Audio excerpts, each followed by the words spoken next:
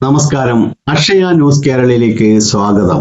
സംസ്ഥാനത്തെ ന്യൂനപക്ഷ വിഭാഗത്തിൽപ്പെടുന്ന വിദ്യാർത്ഥികൾക്ക് വിദേശ സർവകലാശാലകളിൽ ബിരുദാനന്തര PhD കോഴ്സുകളിൽ ഉന്നത വിദ്യാഭ്യാസം നേടുന്നതിന് സ്കോളർഷിപ്പ് അനുവദിക്കുന്നതിനായി സംസ്ഥാന ന്യൂനപക്ഷ ക്ഷേമ വകുപ്പ് അപേക്ഷ ക്ഷണിച്ചു.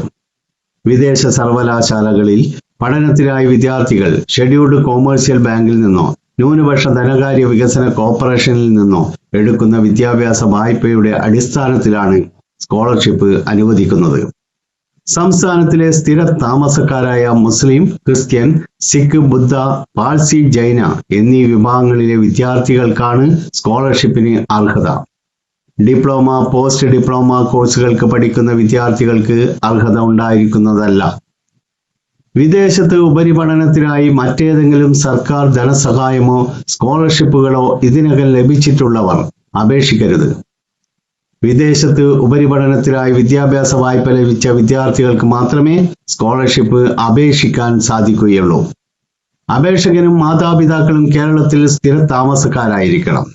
പ്രവാസികൾക്ക് സ്കോളർഷിപ്പിന് അർഹതയില്ല. BPL വിഭാഗത്തിൽപ്പെട്ടവർക്ക് മുൻഗണന. തിരഞ്ഞെടുക്കപ്പെടുന്ന ന്യൂനപക്ഷ വിദ്യാർത്ഥിക്ക് കോഴ്സ് കാലാവധിക്കുള്ളിൽ പരമാവധി 5 ലക്ഷം രൂപയാണ് സ്കോളർഷിപ്പ് തുകയായി അനുവദിക്കുന്നത്. അപേക്ഷകർക്ക് ഷെഡ്യൂൾഡ് കൊമേഴ്സ്യൽ ബാങ്കിൽ സ്വന്തം പേരിൽ അക്കൗണ്ട് ഉണ്ടായിരിക്കണം. ഒക്ടോബർ 22 ഡയറക്ടർ ന്യൂനപക്ഷ ക്ഷേമ വകുപ്പ് 4ാം നില വികാസ് ഭവൻ, തിരുവനന്തപുരം 33 എന്ന വിലാസത്തിൽ പൂരിപ്പിച്ച അപേക്ഷ നേരിട്ടോ തപാൽ മുഖേനയോ ലഭ്യമാക്കണം. അപേക്ഷാ ഫോറത്തിന്റെ മാതൃകയും യോഗ്യതാ മാനദണ്ഡങ്ങളും ഉൾപ്പെടുന്ന വിജ്ഞാപനവും www.minorityWelfare.kerala.gov.in ലഭിക്കും.